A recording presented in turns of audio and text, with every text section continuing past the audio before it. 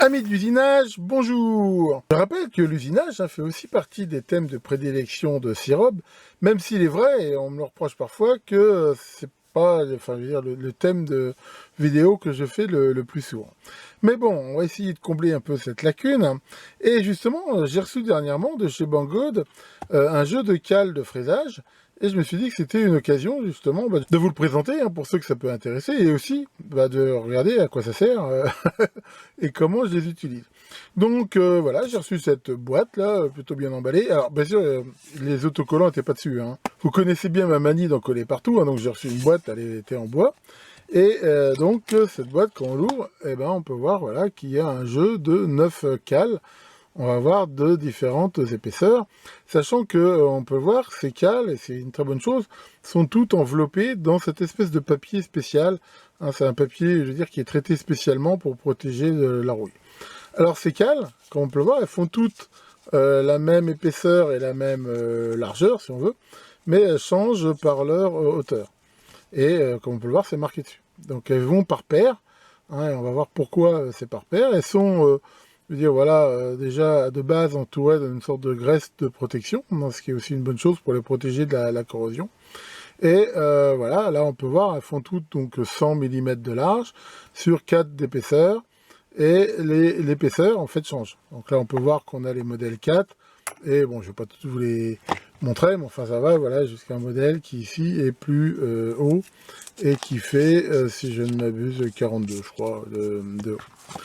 Et voilà, ça va servir, on va le voir, à différentes choses. Alors on peut bien sûr les essuyer déjà la première fois pour enlever comme ça la graisse de protection qui est dessus. Bien que ce que je vous conseille quand même, c'est déjà, si possible, de les remettre dans leur papier, voire même quand on les manipule éventuellement, de les essuyer après avec des gants ou un chiffon. Sachant que voilà, les traces de doigts, des fois, ça peut les faire s'oxyder un petit peu. Alors, bien sûr, la première chose que j'ai voulu vérifier, c'est de regarder si elles étaient bonnes au niveau de leur tolérance. Alors pour ça, je peux déjà le vérifier avec mon super Mitutoyo, là. Voilà, ce qui va permettre déjà de voir, de vérifier justement ces cotes. Donc là, au niveau de l'épaisseur, donc voilà, on peut voir que c'est, ma foi, plutôt bon. De l'autre côté aussi, rien à dire. Au niveau de l'épaisseur, on est bon aussi. Au niveau de la longueur, par contre, là, c'est un petit peu moins bien que... Enfin, c'est pareil, faut toujours être sûr de bien prendre la mesure comme il faut. Voilà, c'est par contre un petit peu moins bon. Maintenant, d'un autre côté, le but de ces cales, comme on va le voir, c'est pas vraiment des cales de mesure. Ça existe, des cales pour faire ça. Mais enfin, je vous en montrerai peut-être, parce que j'en ai aussi. Mais là, c'est surtout, on va dire, des cales qui vont servir, comme on va le voir, à positionner des pièces dans un étau. Et ce qui est important surtout, c'est qu'elles soient par contre le plus...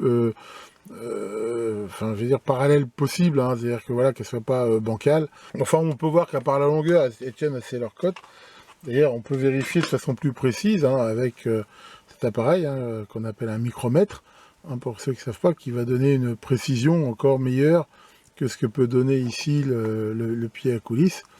Et donc, par exemple, si on mesure l'épaisseur, voilà.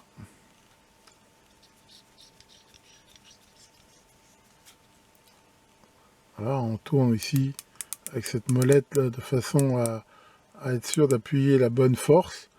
Et là, on peut voir que c'est quasiment bon à 2 centièmes près.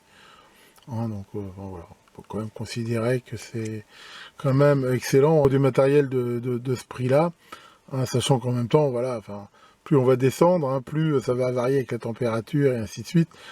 Faut savoir que plus on veut de la précision comme ça en mécanique, plus les prix augmentent de façon exponentielle et surtout la sensibilité à ce moment-là, température, enfin plein de trucs comme ça. Donc voilà pour cette boîte de cales. Donc pour l'instant, je veux dire, ces cales, j'en suis plutôt content. Je les découvert en même temps que vous. Je me suis dit, tiens, allez, on va faire la vidéo. Et maintenant, on va regarder un exemple pratique. L'utilisation principale que je vais faire de ce genre de cale, c'est en effet pour faire, on va dire, du fraisage. Donc là, j'ai ce qu'on appelle un étau de fraisage, qui est un étau qui a été monté et de façon à ce qu'il soit vraiment le plus on va dire, perpendiculaire et à plat, je veux dire, par rapport ici à l'axe. Et là, l'idée d'utiliser des cales, ça va être de pouvoir facilement usiner, je veux dire, des faces, je veux dire, de façon très parallèle. Donc là, pour faire un exemple, on va prendre ce petit bout de plastique. Et on voit qu'il a été coupé, là, je t'en fous. Enfin voilà, l'état de surface n'est pas terrible et il n'y a rien vraiment de parallèle. Donc la première chose qu'on va faire si on veut justement en faire une pièce beaucoup plus droite, la première fois, en gros, on va faire une surface de référence. Hein, donc pour ça, on va se positionner, là, il n'y a pas besoin de cale, et on va se mettre le plus droit possible, comme ça, à vue de nez. Hein.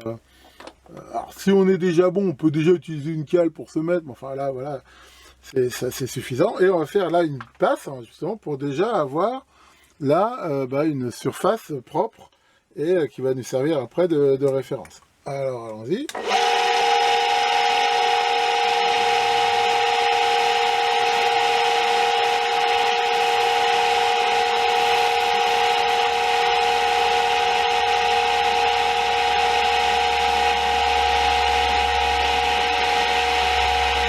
Et voilà. Donc là, grâce à cette première passe, alors on voit que j'ai une surface ici, hein, avec un état de surface, je veux dire conforme à celui que j'ai besoin. Et maintenant, l'idée, ça va être justement de faire la face correspondante ici de façon la plus parallèle possible. Et donc là, le rôle de la cale, ça va être d'assurer en fait l'interface, qu'on voit que ma pièce n'est pas du tout assez grande ici pour aller jusqu'au bas de l'étau qui lui est supposé être plat. Et ça va être ici le rôle de la cale. Alors, ce qui est vraiment super important, hein, si on veut une bonne précision, c'est de toujours bien nettoyer pour être sûr qu'il n'y a pas un copeau à un moment donné qui va fausser la planéité. Deuxième chose, si on a usiné aussi, faut se méfier surtout selon les matières, c'est que là on voit qu'on a intérêt à ébavurer un petit peu la pièce, voilà, de façon à être sûr que c'est pareil, ça ne va pas fausser là l'appui de la pièce sur la cale. Voilà, une fois qu'on a fait ça, donc on va mettre là la cale. Alors des cales, c'est pour ça que c'est vendu par paire, c'est que souvent sur des pièces assez larges, on n'arrivera pas à avoir un bon appui, on en met deux. Maintenant sur des pièces comme ça qui sont pas vraiment larges, je veux dire une seule peut suffire. Et on va positionner donc la pièce, voilà, posée sur la cale, de façon à s'assurer qu'elle est bien, donc, parallèle avec le bord. Alors, ce qu'il faut savoir, c'est qu'au moment où on serre la pièce dans l'étau, elle a toujours tendance à remonter un petit peu. Donc, une fois que c'est un peu serré, voilà, ce qu'on fait, c'est qu'on tape un petit peu dessus, voilà, avec un maillet, de façon à être sûr qu'elle est bien en contact avec la cale. Voilà, la cale en dessous, on ne doit pas pouvoir la bouger, hein, ce qui prouve que la pièce est bien appuyée dessus. Donc là, c'est bon. Et maintenant, grâce à ça, je vais pouvoir fraiser une deuxième face et je serai sûr qu'elle est bien parallèle à ma face de référence. Alors, c'est parti.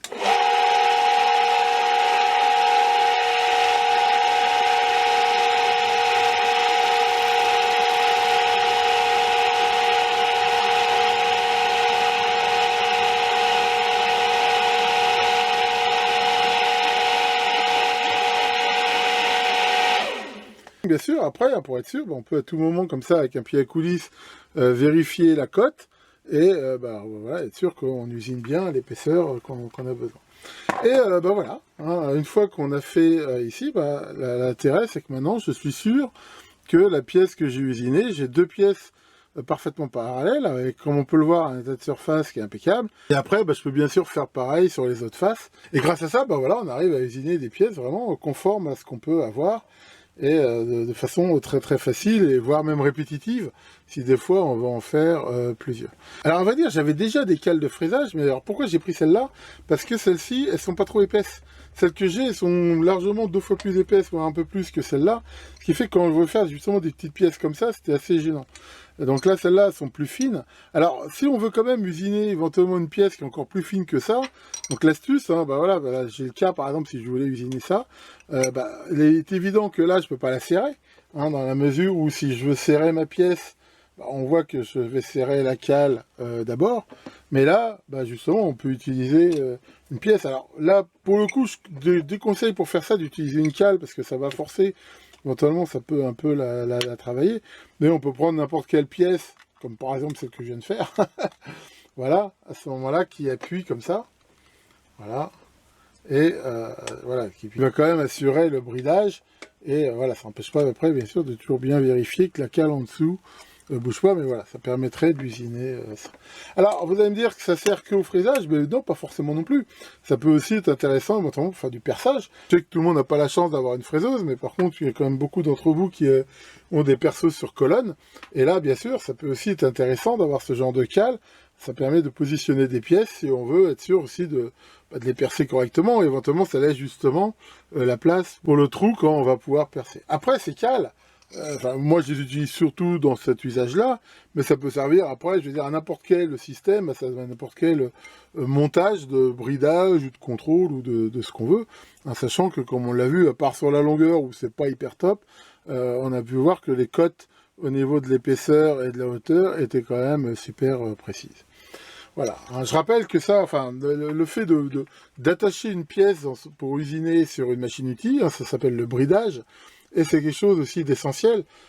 Si la pièce bouge, déjà, bien sûr, ça va faire des bêtises, voire même être dangereux. Donc déjà, il faut être sûr qu'elle ne bougera pas et qu'elle résistera aux efforts qui vont être effectués dessus par l'usinage. Mais en même temps, il faut aussi que le bridage, justement, soit précis. Et que, voilà, comme on l'a vu, si j'arrivais pas à bien positionner mes phases de façon parallèle, j'arriverais pas, bien sûr, à avoir des pièces correctes. Voilà pour cette petite présentation. Je suis plutôt content de ces petites cales. Ça va venir en complément de celles que j'avais qui étaient plus grosses. Alors, il faut savoir, des cales de fraisage, il y en a plein de sortes. Il y en a aussi des ondulés, il y en a des réglables. Enfin, voilà, il y a un petit peu de tout. Et pareil, c'est des choses qu'on trouve aussi avec des prix assez différents, des qualités assez différentes. Donc voilà, maintenant j'ai trouvé celle-là sur Banggood. Elle correspond tout à fait à mon besoin. Je mettrai le lien dessus en commentaire, comme d'habitude, s'il y en a que ça intéresse. Pour info d'ailleurs, j'ai aussi trouvé une chaîne sur YouTube qui donne plein de conseils comme ça d'usinage. Je mettrai aussi en lien en commentaire de la vidéo, et voilà, c'est une chaîne qui est vraiment très très bien. Je vous la conseille si vous voulez vous perfectionner dans cette matière. Alors voilà, c'est vrai que je fais pas assez de vidéos, je veux dire, sur ce sujet. Sur le groupe Facebook aussi, il y en a qui étaient intéressés dernièrement, qui m'ont demandé éventuellement de faire une vidéo sur ma tête de taraudage automatique. Et la prochaine que je ferai sur le thème de l'usinage, ça sera pour vous présenter ça. Tiens Maurice, qu'est-ce qui t'arrive Maurice? Tu fais la gueule. Pourquoi? Parce que t'as dit à Pincette que t'as lu que faire l'amour, ça correspond à faire un footing de 7 km. Oui, alors, elle a dit impossible, c'est impossible de courir 7 km en 30 secondes. Oui, mon gars. Eh oui, bon, et à croire, c'est un rapide. Bon, enfin voilà, et je vous rappelle aussi que je ferai un live samedi prochain à 21h, pour ceux que ça intéresse. Toujours sous le contrôle du terrible chasseur de trolls, Nicolas. Là-dessus que le grand parallaxe veille à la géométrie de vos pièces, et à très bientôt pour de nouvelles vidéos.